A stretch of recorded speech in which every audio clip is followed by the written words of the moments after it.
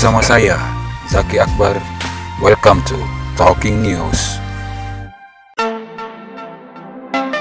Tamu Talking News kali ini adalah seorang politikus muda, salah satu kader potensial dari Partai Persatuan Pembangunan. Beliau adalah Rahmat Taqwa. Simak terus Talking News.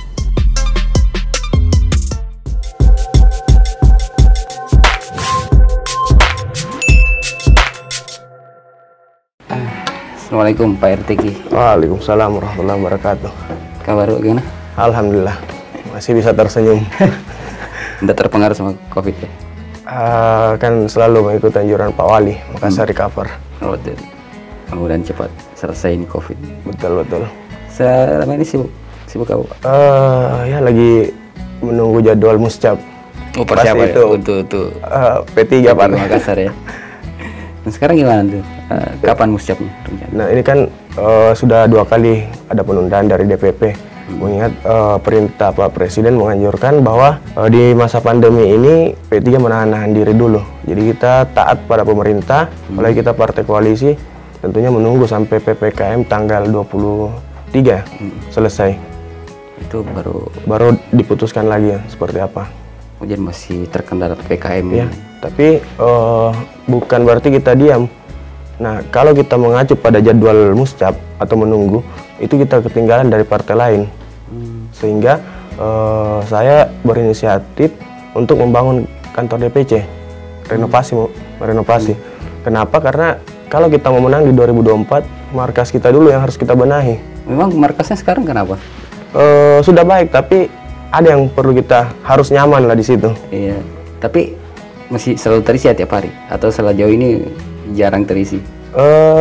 Ada, setiap hari ada yang jaga, cuma kita mau aktifkan dengan kegiatan-kegiatan pemuda. Nah, harusnya kan seperti itu. Harus. Apalagi P3 ini kan bukan lagi yang orang selama ini mengatakan partai sarung atau partai orang tua. Kehadiran saya, itu yang mesti jelas. kehadiran Pak Ketua Wilayah Imam Fauzan menandakan bahwa P3 ini memberikan ruang kepada kaum milenial untuk ayo kita sama-sama. Nah, itu yang mau saya bahas sebentar. Bagaimana transformasi P3 ini ke wajah baru? Begini, apa yang disampaikan Ketum dan apa yang kami dapat hasil survei di beberapa lembaga, di 2024 itu pemilih itu 34% Gen Z dan kaum milenial. Artinya apa? Kalau P3 berhasil mengambil ini akan menjadi pemilih sampai 10-15 tahun ke depan. Tetapi kemudian siapa yang bisa merekrut mereka? Sesamanya anak muda, Bos. Kan begitu. Sorry, umur sekarang berapa? 30. Masih muda. Nah, stigma P3, mindset masyarakat soal P3 itu, P3 kan partai lama. Baik. Sejak zaman Orde Baru sudah ada. Nah, mindset masyarakat kan P3 ini ya sama yang Bapak bilang tadi, partainya orang tua, partai sarung. Ada kesulitan nggak selama ini untuk merubah mindset itu? Sebenarnya begini, saya selalu ketika sosialisasi atau dimanapun saya minum kopi, ada teman-teman dari kalangan kaum milenial, saya sampaikan jangan kayak alergi sama politik. Karena kenapa? Anggaplah kami ini jahat. Kalian ini orang baik. Nah, kalau kalian tidak terlibat di politik, artinya apa? Orang-orang jahat lah yang ada di dalam pemerintahan ini, karena untuk mencapai suatu kekuasaan di pemerintahan menurut konstitusi itu melalui partai politik. Nah, kemudian kalau mau memperbaiki jangan kita hanya teriak di luar. Ayo kita masuk di partai politik, buktikan kita layak untuk mengubah mungkin Kota Makassar ataupun Indonesia. Kalau dianggap Indonesia ini harus ada yang dibenahi. Nah, sekarang itu yang sulit sepertinya, karena mayoritas anak muda di sini sekarang banyak yang justru apatis dengan ini. Saya begini, saya yang tidak mungkin di dunia ini dan yang tidak bisa kita rubah itu adalah 2 hal, jodoh dan kematian. Selebihnya itu boleh. Dan satu hal yang tidak boleh dalam politik bagi saya, menurut saya, pakai sendal dalam masjid. Cuma itu, yang lain silakan saja. Jadi tidak ada yang susah. Kenapa? Saya contoh. Saya contoh yang masih hidup. Beberapa tahun kemarin saya sempat terjatuh. Orang mengatakan karir saya sudah habis, saya sudah selesai. Tetapi kemudian saya menjadikan itu sebagai batu untuk saya injak, dan saya harus lebih tinggi daripada teman-teman yang lain. Nah, artinya apa? Ada yang orang bilang tidak mungkin itu, tapi apa yang terjadi? Saya hadir di sini sebagai anggota DPRD Kota Makassar dan tentunya salah satu calon ketua P3 Makassar. Kemarin baru dilantik lagi tanggal Februari tahun lalu ya. Kenapa? Karena ada kemauan. Kita mau, karena kita mau bekerja, ada kemauan dulu. Bekerja baru yang kedua, hasilnya yang ketiga. Nah, seperti itu. Nah, kemarin waktu tersandung masalah itu sempat down tidak? Ya namanya manusia pasti sempat berada pada posisi wah kayak ini langit kayak runtuh itu sedih. Ini kenapa seperti itu? Tapi kan bukan, saya begini, dalam pandangan saya ini bukan anak muda yang ketika dapat masalah hanya datang ke masjid dan berdoa. Tidak. Saya harus berusaha dulu, kemudian baru berdoa. Nah, mau apa yang mau diwujudkan sama Tuhan kalau kita berdoa tidak ada usaha dengan Tuhan? Apa ini berdoa aja terus? Nah, itu di luar ini umum. Ada masalah di luar. Nah, sebelum saya terlalu jauh ke situ, saya mau flashback dulu ke masalah itu. Sekaligus kita meluruskan. Baik. Karena banyak informasi yang tidak jelas soal kasus yang kemarin masalah narkoba, Pak ya. Mungkin di sini Bapak bisa luruskan sebenarnya kenapa sampai kasus itu menyeret RTQ? Artinya seperti ini. Kalau memang saya dianggap salah, saya sudah menjalani masa hukuman sesuai dengan putusan pengadilan. Jadi apa yang salah dalam hal itu? Saya mempertanggungjawabkan. Jadi saya hukum melalui kesempatan ini saya juga meminta maaf kepada masyarakat di Kota Makassar ataupun mungkin di Indonesia terkait 2 tahun yang lalu apa yang saya lakukan dan sempat menghebohkan. Nah, kalau kita mencari siapa yang salah, siapa yang ini, sudah pasti saya yang salah karena saya yang divonis. Dan saya dengan kerendahan hati minta maaf kepada semua, apalagi keluarga dan tentunya istri saya. Dan itu Anda jalani ya? Saya jalani sampai selesai semuanya.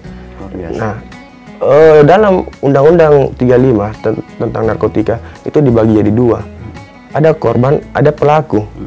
Dan ada di status apa pada saat itu? Saya dianggap pecandu itu kan korban. Korban. Nah, korban ini kenapa BNN hadir? Ini bentuk perhatian pemerintah kepada korban-korban yang terlibat narkotika. Nah, seperti itu. Kenapa? Tidak semua pemakai itu memang kriminal. Iya, betul. Tidak. Inilah BNN, tugas BNN untuk mengembalikan anak bangsa yang sempat menjadi pecandu melalui rehabilitasi, pusat rehabilitasi. Dan Anda di sana? Di Badoka. Di Badoka sana. Di Badoka. Dan sekarang bagaimana? Sudah lebih? Artinya banyak pelajaran yang saya dapat di situ. Saya selalu berpikir begini. Saya sempat merenung lah bahasanya. Saya begini, usia saya pada saat itu hampir 29 tahun. Iya. Jadi kita hitung 28 ya. 28 tahun saya hidup. Vonis saya 9 bulan. Tuhan cuma mengambil 9 bulan, berarti 27 saya dikasih kebebasan. Tuhan cuma mengambil 9 bulan untuk saya memperbaiki diri. Kenapa saya mesti marah? Saya rasa itu sangat adil bagi hidup saya dari Tuhan. Mungkin saya terlalu sombong pada saat itu, mungkin saya terlalu apa, sehingga saya ditegur sama Tuhan. Artinya apa? Tuhan sayang kayaknya jadi ditegur, kan begitu. Saya pun meyakini, jadi setiap kejadian itu pasti ada hikmah di balik itu. Nah, itu kan salah satu yang menjadi poin, bisa menjadi poin poin negatif untuk karirnya ke depan. Mungkin bagi pribadi itu tidak jadi masalah, tapi di luar bagaimana Anda menangkal itu stigma gini? Saya kan sebenarnya dari dulu sangat tidak mau membahas hal terkait masa lalu saya itu. Cuma saya sampai kapan saya sembunyi. Dan apalagi kalau kita googling cari RTQ di Google, pasti itu pertama yang muncul. Betul. Nah, bagaimana supaya poin itu bisa tertutupi dengan poin yang lain? Nah, akhirnya saya begini. Saya mendatangi BNNP Provinsi Sulawesi Selatan untuk apa yang bisa saya perbuat untuk masyarakat. Karena tidak semua orang, kira-kira kalau kita tegur pemakai narkoba berhenti, kalau pas apa tuh kau? Tapi kalau saya bilang begini, kalau itu baik, saya tidak mungkin tinggalkan. Jadi berhenti Maki. Jadi itu satu nilai plus yang saya dapat. Kenapa yang saya bisa bantu kini Pak Jenderal? Ayo kita sosialisasikan. Anda menjadikan kasus itu sebagai celah untuk membayar semua kesalahan itu. Dengan cara membantu BNN. Karena begini, apa yang disampaikan almarhum mama saya, kalau kita hidup di dunia itu, ukuran keberhasilannya sejauh mana manfaat kita hidup ke masyarakat. Apa guna ini hidup untuk orang sekitar tak? Kan begitu. Mubasir ini, pengalaman ini kalau saya sembunyi dalam diriku, mending saya berkolaborasi dengan BNN untuk bagaimana cara membebaskan ini adik-adik dari jeratan narkotika ini. Jadi sudah berjalan ya? Sudah berjalan, dan saya setiap 3 hari tes urin di rumah. Karena dekat-dekat Muscap ini kan kita tahu orang politik bukan seuzon. Tapi saya jaga juga diriku, saya juga yakinkan semua orang bahwa saya sudah tidak begini. Ya. Artinya kan kalau saya yang mengatakan begitu terlalu naif. Kan begitu, karena kenapa? Contoh ya, kalau ada selembar kertas, kita kasih titik, dan titik itu adalah kesalahan, itu terus dicari. Nah, banyaknya nih kebaikan di kertas, satu yang pasti fokus tak, itulah kita manusia. Dan di politik pasti itu yang terjadi. Itulah yang terjadi. Tapi kan pun sudah mulai ya, sudah kelihatan ya. Ya kan, kita lihat sendiri bagaimana dinamika di Kota Makassar. Iya. Tapi seperti ini, kalau itu terus yang dibahas, tidak ada waktu untuk bekerja untuk partai ini. Kan seperti itu. Betul. Saya tidak mengatakan saya ini Nabi, saya tidak mengatakan saya ini Umar bin Khattab. Tapi Umar bin Khattab lah ini yang mau membunuh Nabi pada saat itu. Tapi Nabi memberikan kesempatan kepada Umar bin Khattab untuk menjadi sahabatnya. Ketika Nabi tidak memberikan kesempatan, maka pada zaman itu tidak ada pemimpin yang paling tangguh kalau dia tidak diberikan kesempatan. Sambil minum, Bos. Siap.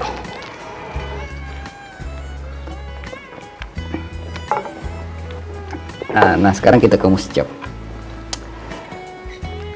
Pak Ketua, gimana responsnya?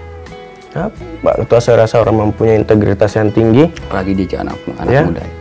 beliau harus, saya rasa dan saya yakin beliau netral, memberikan ruang kepada semua kader untuk silakan saja yang terbaik, itulah yang jadi ketua. Karena dinamika seperti itu. Untuk menghasilkan pemimpin yang terbaik memang harus melalui dinamika. Ini partai ini bukan penjual warteg warung Tegal, nasi tunjuk-tunjuk, ditunjuk kau jadi anu, kau jadi tidak. Partai ini salah satu partai yang tidak bertuan. Itulah P3. Tidak ada yang punya. Umat yang punya, partai titisan ulama. Beda dengan partai-partai lain. Ya. Jadi di sini serunya, dan di sini tidak ada bilang melihat apa atau siapa. Betul-betul apa yang disampaikan ketua meritokrasi. Memberikan kesempatan kepada orang yang berpengalaman dan berprestasi. Bukan karena ada uangnya, bukan karena kedekatan, dan bukan karena dia anaknya siapa-siapa. Itulah meritokrasi. Dan bukan karena usia. Ya, usia kan hanya sebatas angka. Nah, sekarang dari seluruh kader ada berapa persen sekarang anak muda yang mengisi? Ini semenjak hampir 4 tahun saya jalan di AMK, alhamdulillah sudah beberapa kami rekrut, dan saya katakan 30% dari perolehan kursi nanti di P3 itu harus 30%-nya itu dari AMK, kata Muda Kabah. Karena saya ketuanya di Sulsel, tentunya menjadi prioritas. Tapi kemudian saya berharap banom-banom lain ini, banom otonom partai ini bisa berkompetisi. Disitulah dinamikanya partai. Sekarang Anda bisa, kita bisa bilang anak muda sudah mulai melirik P3 ya? Ya, harus seperti itu. Karena kan kita, ini kembali begini, seburuk-buruknya kami masih setiap hari lihat Ka'bah. Iya. Meskipun lewat poster ya. Iya. Kan takut itu, bahaya nih. Kalau kita mau hilap lagi, Ka'bah ini. Boleh kalau kita baju partai, pasti pikir-pikir memang Maki mau masuk tempat begitu. Simbol partai juga itu. Iya. Kan logika sederhana Ji. Ka'bah ini bentar ada foto Ki, nggak enak. Iya. Makanya saya selalu pakai songko juga ini untuk merem-rem kita semua dan menandakan bahwa ini adalah lambang nasionalis. Bahwa saya orang Indonesia. Banyak yang demo-demo. Ini. Pada saat pemilu, kok tidak mau pilih partai Islam? Kan aneh juga, saya biasa ketawa-ketawa. Dia tekan, kau tidak mau menangkan P3. Coba dia kasih menang, kasih juga kesempatan untuk ini memimpin di negara ini. Kita lihat nih, karena saya ibaratkan begini, P3 itu stabil.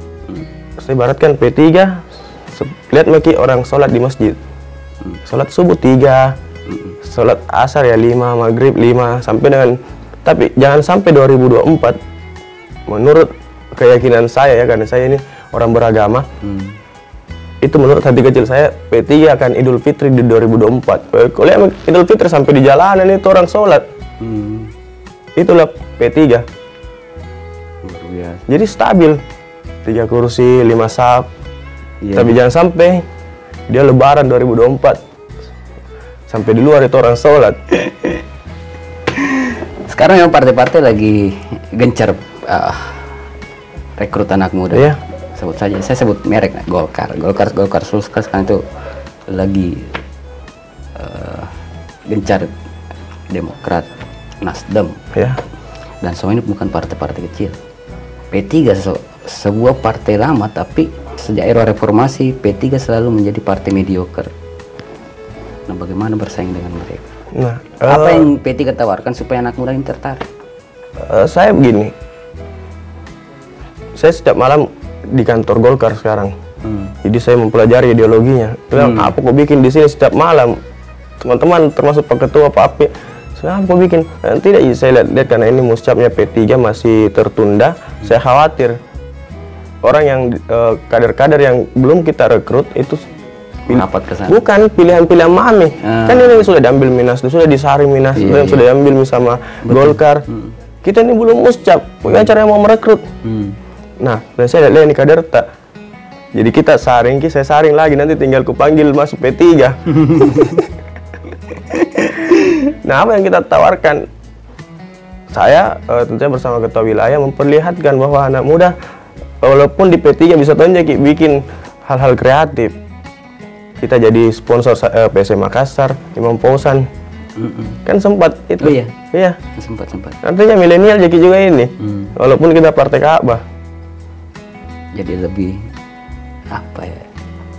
Lebih sekarang lebih luas ya. Iya, lebih luas, memperlihatkan bahwa jadi kemarin saya berbincang-bincang sama Mbak Anom terkait apa kita kasih kalau misalkan program apa kita kasih kalau kita ditakdirkan jadi ketua. Sebenarnya hari Selasa, hari Sabtu itu kita beli alat musik, kita live musik. Kalau reda ini pandemi, main musik nih. Malam Jumat kasih juga kesempatan ibu-ibu majelis taklim untuk zikir. Ini yang harus kita bangun. Nah, hari Kamis itu insya Allah kita bikin lomba barasanji. Sekalipun kita milenial, kita tidak bisa menghilangkan tradisi.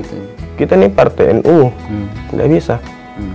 Saya satu minggu ini lagi rutin kunjungi ulama-ulama. Karena kenapa ini partai titisan ulama? Artinya apa? Kita harus menyambungkan kembali. Bagaimana caranya kita mau menang kalau orang-orang sekitar kita tidak mendukung? Nah, ini yang harus kita benahi. Jadi memang Anda membawa gagasan-gagasan yang sekarang lagi digemari sama anak-anak muda ya? Kan begini, bukan saya bilang kantor DPC itu tidak baik, bukan. Tapi saya renovasi untuk, kan ini sudah 5 tahun, 10 tahun dan tidak direnovasi.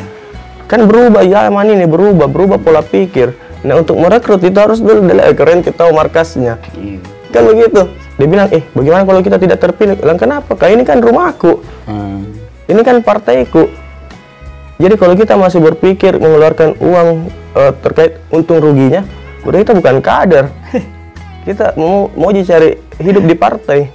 Dan sekarang memang ya sudah jadi rahasia banyak yang seperti itu memang. Saya bilang sama PAC, ukuran nanti kalau kita mau ukur saya berhasil atau tidak pimpin Ki, kalau kita sudah bisa bawa kopi ke kantor DPC itu berhasil Ki. Artinya apa? Kita bisa bekerja. Bukan lagi kita dikasih uang kopi, bukan, kita membawakan kantor kopi. Berarti berhasil nih. Kan begitu. Tapi sejauh ini respon PAC bagaimana? Alhamdulillah kita ngopi baik rutin hampir setiap pagi. Kita Jadi minum kopi. sudah gencar komunikasi. Walaupun ya kan berdinamika, ini tahu kalau lebarannya toh ini PAC 5 tahun 1 kali. Tapi ya mudah-mudahan apa yang Anda impikan tadi, yang soal bagaimana ada kesadaran di situ, itu bisa terjadi bisa disadari sama teman-teman PAC juga yang lain yang masih berpikir money oriented bisa berubah mindsetnya menjadi lebih positif kan. Jadi begini, apa yang ini kan marak sekali ini namanya money politik. Money politik. Saya tidak tahu karena saya ini anggap ini money politik tidak ada karena tidak berapa pemilu saya lewati tidak pernah ada datang ke rumahku bawa uang. Jadi saya anggap itu aja itu orang bohong ji. Kan kenapa kita bisa katakan itu pernah didatangi rumah tak? Tidak pernah. Jadi saya tidak bisa katakan ada itu money politik. Tapi kalau money oriented ada. Begini. Orientasi uang. Saya tidak membenarkan atau tidak apa. Pada saat masa kerajaan, kalau gubernur itu menghadap ke raja-raja dulu, pasti ada namanya upeti sebagai bentuk penghargaan kita kepada raja. Mungkin ini yang dikatakan kebiasaan. Saya pernah ikut pelatihan di MK. Orang KPK mengatakan seperti itu. Ternyata pada saat zaman kerajaan dulu sudah ada namanya korupsi. Kan itu namanya gratifikasi. Tapi bahasa kerennya upeti. Bentuk penghargaan. Seberapa menghargai kau sama rajamu ini. Dan budaya itu selalu terus. Saya rasa bukan budaya. Karena tidak tahu dari tradisi dari mana ini. Kebiasaan yang dianggap sebagian orang itu budaya. Menarik sih, P3 mau bertransformasi dimulai dari Sulsel ya, P3 Sulsel. Ya, ini karena salah satu provinsi yang menjadi basis di Indonesia, Sulawesi Selatan. Sulawesi Selatan ya. Dari suara nasional Sulsel nyumbang berapa? Kita kan ada 2 kursi di DPR RI, 6 kursi di provinsi, 5 kursi di Kota Makassar. Nah, besar ya. Target ketua DPW kita jadi pimpinan dulu di Makassar. Saya bilang tidak, kita jadi ketua. Dia bilang orang yang mimpi itu P3. Saya bilang mimpi dari mana? Memangnya saya tidur. Saya bangun ini cerita. Iya. Seandainya pimpinan pada hari ini itu 8 atau 9 kursi, kami bisa dikatakan mimpi. Tapi kan 6 kursi. Kami ini 5 kursi. Artinya kita tambah 2 saja.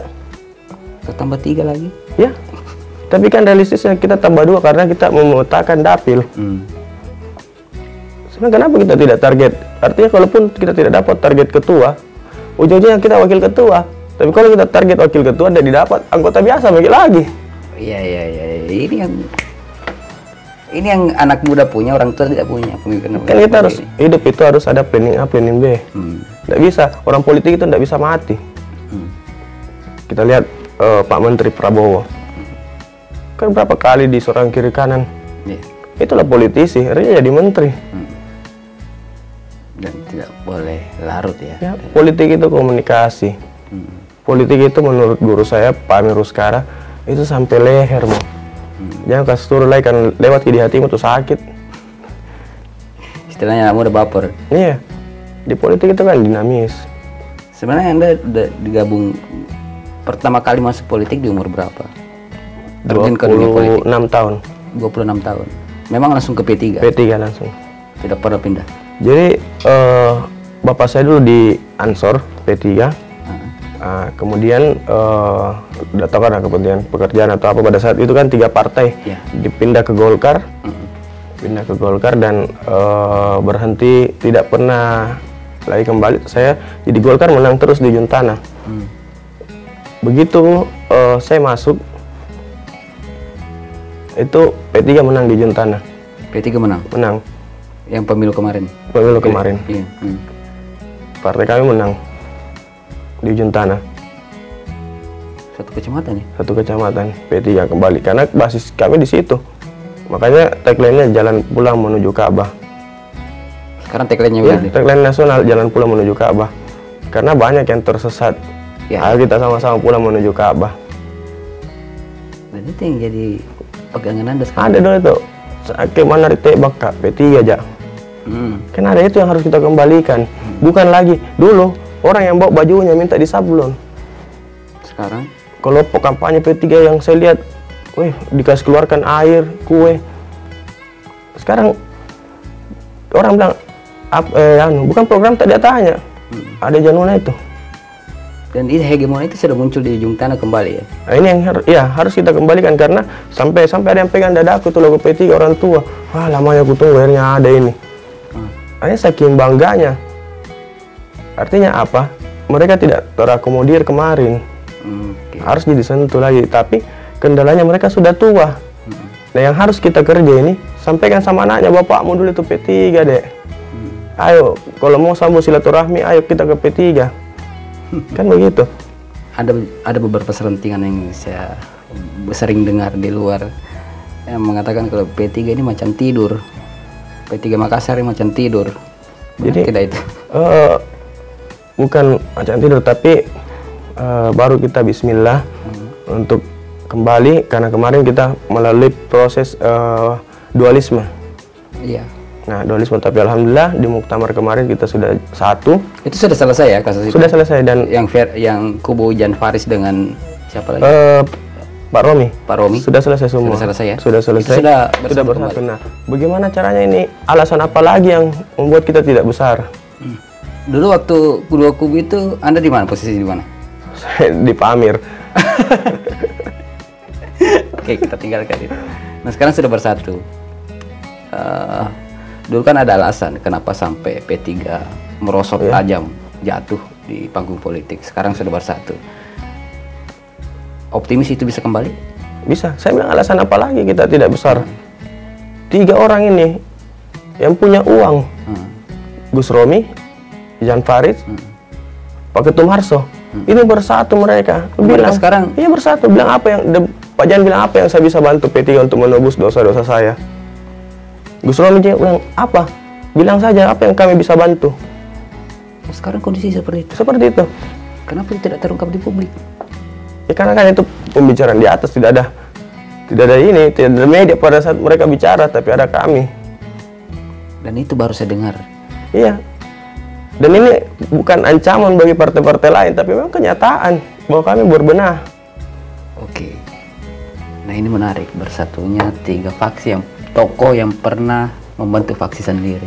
Jan Faris, Pak Romi, dan Pak Ketum sekarang ya. Ketum sekarang.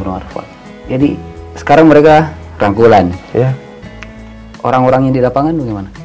Nah, ini jangan sampai di atas ini, jangan lagi kita yang tali-tali yang dibawa mau pecah-pecah. Orang di atas sudah perbaiki baik-baik, kita lagi tali-tali kayak ini. Pasti masih banyak sini ini orangnya. Pak Romi, karena kepentingan kecil baru mau tahu. Kau jangan mau masuk anunya kau dulu kubunya nih, jangan begitu, rangkul semua di atas saja sudah legowo, apalagi kita ini. Tapi cerita itu tersampaikan tak ke kader-kader semua? Pasti sampai, saya rasa sampai. Itu terbukti, kita lihat di Sulsel bersatu. Siapa ketuanya dulu di Sulsel, siapa ini kan bersatu sekarang jadi pengurus semua. Di kepengurusannya Pak Fauzan ini. Artinya ketua dulu masuk bergabung. Ya. Kan lihat lagi. Ya. Anaknya Pak Aras jadi pengurus, anaknya Pak Amir jadi pengurus, Pak Taufik jadi pengurus juga. Alasan apa lagi kita tidak besar? Dan semuanya anak muda ya. Iya. Kenapa? Karena kita cinta sama ini partai. Karena kenapa? Kalau ulama yang panggil kita, nasihati kita tunduk. Nah, ini kita harap sih P3 memang betul-betul mimpinya untuk bertransformasi dengan wajah baru bisa terwujud. Yeah. Karena kita juga terus terang, saya salah satu orang yang sangat apatis dengan politik, dengan politikus. Beberapa ya, saya tidak semua. Tidak semua politikus yang saya bersikap sama. Itu secara pribadi. Mewakili golongan-golongan apatis seperti itu, kita sebenarnya punya harapan kepada politikus apalagi yang wajah-wajah baru, anak-anak muda, supaya untuk tidak mengikuti jejak-jejak mereka yang lama, politikus tua. Karena apa yang mereka dulu tawarkan ke kita ini, itu tidak pernah terrealisasi. Dan itu salah satu poin kenapa golongan apatis ini semakin banyak, apalagi dengan khususnya dia usia 35 ke bawah. Jadi begini, dia bilang terlalu cepat gini berpolitik karena masih muda. Bukan, masa tunggu tua lagi orang baru anu. Jadi begini, kalau kita mengambil suatu atau diberikan sama Tuhan satu jabatan di pemerintahan di masa muda, kita masih bisa mengatur beberapa. Kalau kita berdasarkan usianya Nabi, masih banyak ini umur tak, tapi kan saya bilang tidak bisa ditentukan jodoh sama kematian. Tapi kalau kita berdasarkan umur Nabi masih panjang, dari 30 ini ke 60 ya. Ini masih panjang, saya masih bisa menata hidupku. Oh, ke depan saya mau jadi seperti ini, ke depan saya mau. Nah kalau tua Maki, baru kita mau atur seperti itu. Kita tua baru mau dulu di DPRD kota, mau di provinsi, lobet Maki. Kan begitu. Nah, di sini tantangannya dan di sini bukan saya merasa berbeda atau apa. Kan saya rahmat takwa itu takut. Dengan pelajaran yang kemarin, dengan kasusku yang kemarin, saya jadi takut. Ada rasa takut ketika kesalahan. Pasti saya pikir baik-baik dulu. Oh, tidak jalan nih. Nah ini yang membuat mindset Anda berubah ya, pola pikir Anda berubah. Karena kan siapa yang mau dipenjara lagi, gitu. Iya. Tapi bahaya nih, jangan dulu. Saya pikir-pikir dulu, nah besok kembali lagi. Kita pasti buka, apalagi saya kan dulu pengacara. Iya. Cari dulu payung hukumnya, ini enggak ada bisa. Dari itu Anda semua jadikan apa ya? Landasan untuk menjadi dasar hidup. Iya. Itu jadikan prinsip hidup ya. Iya. Ya, saya cukup takjub sih melihat politik di sosial, khususnya di anak muda, karena dari beberapa tokoh-tokoh muda yang sekarang anak muda sekarang sudah mencoba untuk jadi tokoh-tokoh politik. Sebetulnya di pilkada kemarin kan situ sudah kelihatan. Ya. Di Makassar ada Zunnun, ada Dr. Fadli. Di Baru itu bahkan ada yang lebih muda, Mudasir Hasrigani. Ya. Yang mau maju. Nah, orang-orang seperti ini sebenarnya yang harusnya tampil ya. Dan ada termasuk di salah satunya. Tantangannya ke depan kan dinamika politik yang lebih keras. Ya. Apalagi menuju 2024. Betul. Apalagi pilpres tarung bebas. Iya. Tidak ada incumbent. Nah ini jadi bukan beban tapi jadi tantangan bagi kami. Kalau misalkan masyarakat tidak suka calon presidennya, tapi kemudian partai kita mengusung, pasti harus dibawa namanya. Iya. Nah di sini jadi tantangan bagi kader. Nah kemudian kami berencana, dan insya Allah sudah diterapkan dari nomor urut 1 sampai 10 itu bukan hanya nama, tapi memang calegnya mau bersaing. Nah kalau biar lagi kita dibantu sama siapa, kalau calegnya memang dodong, tidak bisa besar partai, kan begitu. Karena saya sekali lagi tidak ada kemauannya. Mau selfie ada nama aku di ini, yang penting dia bilang tercatat di lembaran negara. Ya apa sejarah kok.